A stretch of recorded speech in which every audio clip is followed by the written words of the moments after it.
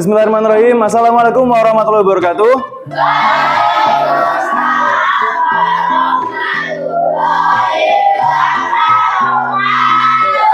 Selamat pagi anak-anak. Bagaimana kabar kalian hari ini? Ya, luar biasa. Apakah sehat semua? Alhamdulillah ya. Sebagai ungkapan rasa syukur, kemudian agar pembelajaran hari ini berjalan dengan lancar, mari kita berdoa terlebih dahulu. Chelsea bisa memimpin berdoa.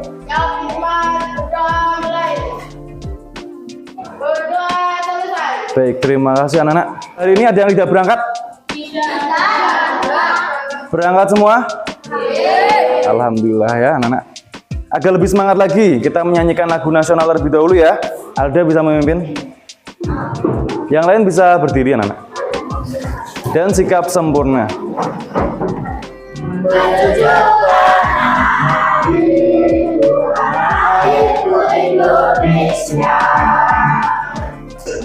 Ya, terima kasih. Silakan duduk kembali. Baik, luar biasa sekali kalian tadi semangatnya anak-anak. Mengapa Bapak meminta kalian menyanyikan lagu dari Sabang sampai Merauke di kesempatan pembelajaran hari ini? Indonesia itu negara kesatuan anak-anak. Ya, ini sesuai dengan materi kita hari ini, yaitu tentang Undang-Undang Dasar. Karena Indonesia negara kesatuan, berarti Indonesia itu punya Undang-Undang Dasar itu satu atau banyak? Ya satu saja anak-anak. Dari Sabang sampai Merauke aturan hukum dasarnya itu sama, satu saja. Pas PPKN, kami generasi yang siap berprestasi menjadi kebanggaan. Siapa kita? We are a good citizen. We are a good citizen of wonderful Indonesia. Baik anak-anak, pada pembelajaran hari ini kita akan belajar mengenai sistematika dan amandemen Undang-Undang Dasar Negara Republik Indonesia tahun 1945. Bapak bacakan tujuan pembelajarannya anak-anak. Melalui kegiatan pembelajaran kooperatif dengan model problem based learning, peserta didik atau kalian semua diharapkan dapat menganalisis sistematika dan amandemen Undang-Undang Dasar Negara Republik Indonesia tahun 1945. Yang kedua, menunjukkan keterampilan presentasi mengenai sistematika dan amandemen atau perubahan Undang-Undang Dasar Negara Republik Indonesia tahun 1945. Jadi nanti ada 3 aspek yang menjadi penilaian anak-anak. Aspek sikap sudah tahu ya. Nanti ketika diskusi, ketika kalian kerja kelompok, Bapak amati bagaimana kerjasamanya, kolaborasinya. Kemudian aspek pengetahuan, di akhir pembelajaran akan Bapak sampaikan soal evaluasi melalui kuisis ya, yang harus kalian kerjakan dengan sungguh-sungguh, dengan teliti, dengan maksimal, agar hasilnya juga memuaskan ya. Masih ingat materi minggu lalu? Ya, minggu lalu kita belajar tentang apa anak-anak? Rumusan dan pengesahan Undang-Undang Dasar Negara Republik Indonesia tahun 1945. Yang namanya Undang-Undang Dasar itu anak-anak dulu dirumuskannya ketika sidang apa? BPUPK ya, Badan Penyelidik Usaha-Usaha Persiapan Kemerdekaan Indonesia ya. Itu sidang pertama apa sidang kedua kalau merumuskan Undang-Undang Dasar? Kedua anak-anak ya. Luar biasa, tepuk tangan buat 7F. Baik anak-anak, untuk mengetes pemahaman kalian tentang materi minggu lalu tentang perumusan dan pengesahan Undang-Undang Dasar, Bapak mau mengajak kalian bermain dengan metode index cards match atau mencocokkan, mencari pasangan seperti itu anak-anak. Bapak punya 2 jenis kertas. Yang pertama, ini adalah cuplikan dialog atau naskah dari para tokoh ketika sidang kedua BPUPK tentang perumusan Undang-Undang Dasar. Yang satunya ada kertas berisi tanggal-tanggal sidangnya anak-anak, tanggal 10, tanggal 11, tanggal 13, dan seterusnya ya. Yang laki-laki Bapak bagikan naskah dialognya, yang perempuan Bapak bagikan tanggalnya.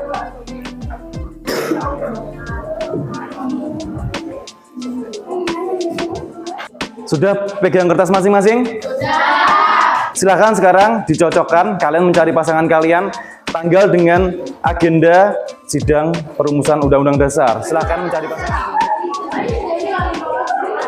Kalau sudah berhasil menemukan pasangannya, bisa Bapak cek di depan sini.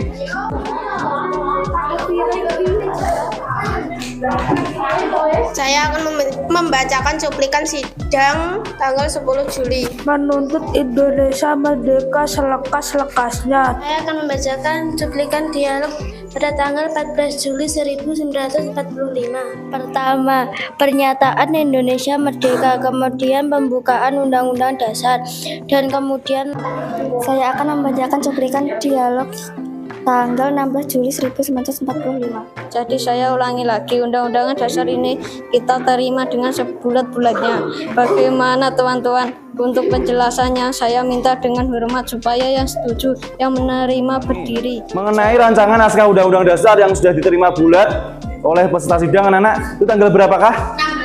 16 Juli. Baik, tepuk tangan buat Arvin dan Zara. Ternyata kalian semua memang pinter-pinter anak-anak 7F ini. Berarti materi minggu lalu benar-benar sudah menguasai ya. Tepuk tangan sekali lagi. Kelas 7F, apakah punya peraturan kelas sendiri anak-anak? Siapa yang membuat? 7F sendiri bersama dengan wali kelas. Misalnya apa peraturan 7F? Tiket setiap hari, membayar uang, membayar denda. Membayar denda ketika apa? Tidak piket. Kita naikkan lagi kalau peraturan sekolah. Misalnya apa anak-anak peraturan sekolah? Angkat tangan. Gerak semut setiap hari Rabu dan Jumat. Memakai jas alma mater setiap hari Senin. Sholat duhur berjamaah. Sholat duhur berjamaah anak-anak. Baik, itu semua tuh peraturan-peraturan baru anak-anak. Misalnya sholat duhur berjamaah. Dulu ketika kurikulum darurat, ketika masih COVID-nya tinggi anak-anak ya, karena kalian pulangnya lebih awal, berarti tidak ada peraturan mengenai wajibnya sholat duhur berjamaah di sekolah. Apalagi anak-anak, belum memasuki lingkungan sekolah, kalian wajib apa itu? Cuci tangan. Nah, itu peraturan baru anak-anak. Dulu ketika sebelum pandemi itu belum ada peraturan tersebut, seperti itu ya. Mengapa tadi Bapak bertanya mengenai peraturan-peraturan kelas maupun peraturan sekolah yang diperbarui anak-anak? Ini sesuai dengan materi kita hari ini, yaitu mengenai amandemen Undang-Undang Dasar. Ya, amandemen itu apa sih anak-anak? Perubahan ya. Mengapa kok harus ada amandemen atau perubahan dari Undang-Undang Dasar itu sendiri? Mengapa nih anak-anak? Mengapa kok kalian membuat peraturan baru, tidak pakai peraturan kakak kelas saja yang sama-sama 7F seperti itu? Mengapa kok peraturan sekolah diperbarui yang beda dari tahun-tahun sebelumnya seperti itu ya? Mengapa Undang-Undang Dasar kok juga pernah diubah anak-anak? Kira-kira mengapa? Siapa yang bisa memberikan komentar atau pendapat? Belum ada tahu? Baik, kita itu ya. Saksikan video terlebih dahulu anak-anak. 1998 saat terus bergerak ke arah gedung MPR DPR dan akhirnya gedung itu berhasil dikuasai pada 18 Mei 1998. Soeharto menyatakan mundur dan era reformasi pun dimulai. Beralih ke video yang kedua. Amandemen atau perubahan Undang-Undang Dasar 1945 dilakukan karena penyesuaian aspirasi tuntutan kehidupan masyarakat. Perubahan pertama UUD 1945 merupakan hasil sidang umum Majelis Permusyawaratan Rakyat. Dari kedua video yang kalian sudah tonton tadi anak-anak, adakah pertanyaan yang muncul dari diri kalian terkait dua video tadi? Angkat tangan. Sebutkan nama dan sebutkan pertanyaannya ya.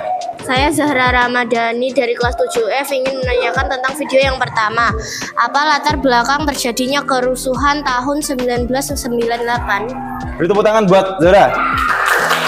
Siapa lagi yang angkat tangan? Adnan mau bertanya, boleh? Apa hubungan video tadi dengan amandemen UUD? Luar biasa sekali. Tepuk tangan buat Adnan. Mau bertanya? Ya. Apa yang dimaksud dengan era reformasi? Iya, tadi kalian menonton di video tadi anak-anak. Ada kata-kata era reformasi. Apa tuh artinya anak-anak? Tepuk tangan buat Fadi. Kalau pembukaan Undang-Undang Dasar berubah apa tidak? Bisa diubah nggak kira-kira? Tidak bisa anak-anak. Karena dalam pembukaan Undang-Undang Dasar memuat beberapa pokok kaidah penting dalam ketatanegaraan. Yang namanya mengubah atau mengamandemen pembukaan Undang-Undang Dasar sama saja dengan membubarkan negara. Sekarang Bapak meminta kalian untuk berdiskusi. Sebelumnya Bapak bagi terlebih dahulu kalian menjadi 8 kelompok. Bapak sudah membagi nama-nama anggota kelompok di grup WA kelas 7F. Silakan dilihat, kemudian silakan berkelompok menurut kelompoknya masing-masing. Bapak bagikan LKPD atau lembar kerja peserta didik untuk kalian kerjakan dengan berdiskusi anak-anak. Bapak bagikan terlebih dahulu. Bapak sampaikan petunjuk pengerjaannya ya. Tuangkan hasil perubahan Undang-Undang Dasar. Kemudian halaman berikutnya adalah mengenai alasan perubahannya sekaligus dampak jika tidak diubah. Kelompok 1 dan kelompok 2 amandemen pertama. Kelompok 3 dan kelompok 4 amandemen ke-2. Kalian bisa memanfaatkan berbagai macam sumber yang tersedia, baik buku paket, LKS, website-website yang kredibel, dan tak lupa Undang-Undang Dasar itu sendiri.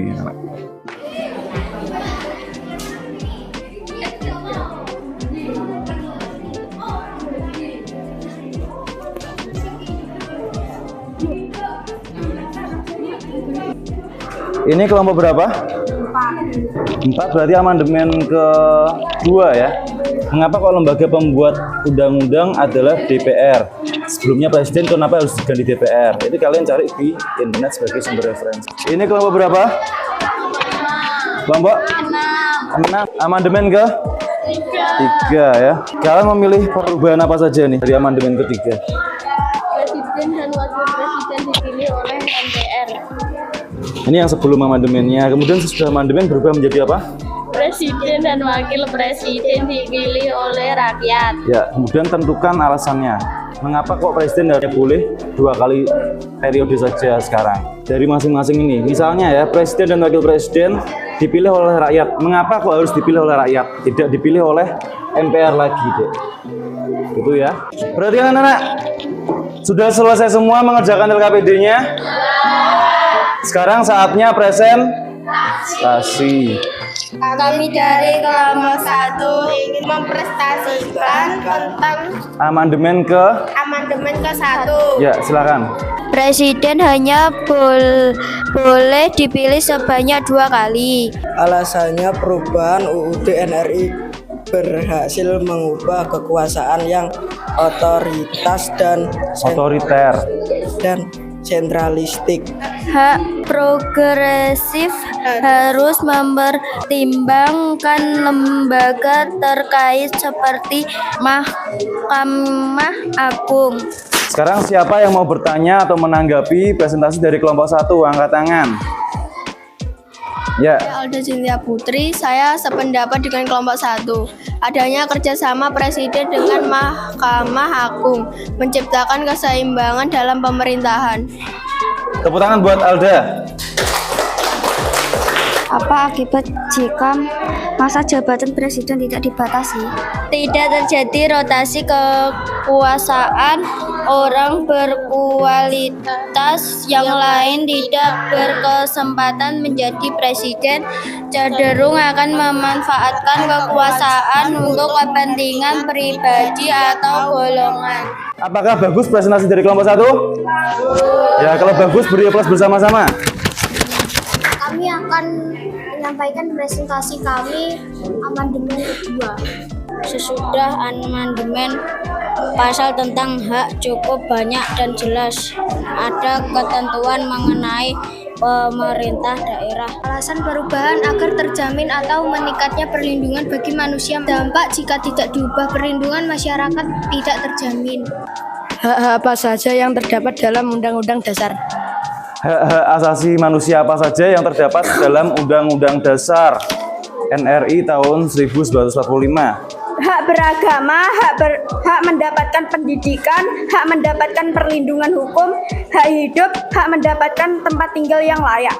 Luar biasa, bagus sekali. Kita beri aplaus bersama-sama. Dari kelompok dengan tema amandemen pertama, amandemen kedua, amandemen ketiga, sampai amandemen keempat sudah tampil semua secara maksimal ya. Dari hasil diskusi kalian yang kalian tuangkan di LKPD, itu semua setelah Bapak analisis, hampir semuanya 90% betul ya. Dari hasil perubahan undang-undang dasarnya, dari amandemen pertama, kedua, ketiga, dan keempat, kemudian alasan perubahannya, pendapat kalian luar biasa semua ketika diskusi tadi anak-anak. Sekarang kita simpulkan pembelajaran kita hari ini. Bapak minta beberapa siswa untuk menyimpulkan pembelajaran hari ini. Siapa yang bersedia? Oke. Hari ini kita belajar tentang amandemen Undang-Undang Dasar. Amandemen pernah dilakukan 4 kali dari tahun 1999, 2000, 2001, dan 2002. Tepuk tangan buat Alda, anak. Saya jadi paham bahwa tujuan amandemen adalah menciptakan kehidupan ketatanegaraan yang diharapkan untuk seluruh bangsa Indonesia. Oke, tepuk tangan buat Mela. Baik, terima kasih kepada yang telah memberikan kesimpulan pembelajaran. Tujuannya apa sih dilakukan amandemen terhadap Undang-Undang Dasar? Untuk menyesuaikan perkembangan zaman, seperti itu. Ya, saatnya kita melakukan evaluasi pembelajaran. Silakan dicek grup WA kelas 7F.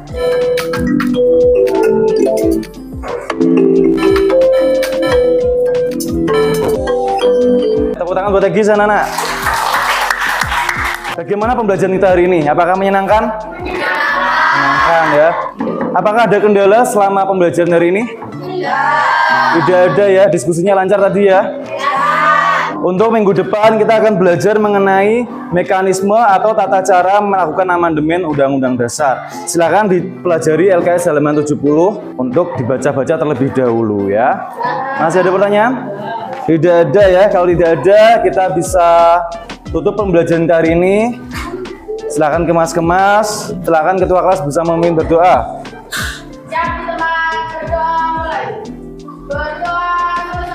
Baik, terima kasih atas perhatiannya. Kita jumpa lagi minggu depan dengan semangat yang lebih baik ya. Assalamualaikum warahmatullahi wabarakatuh.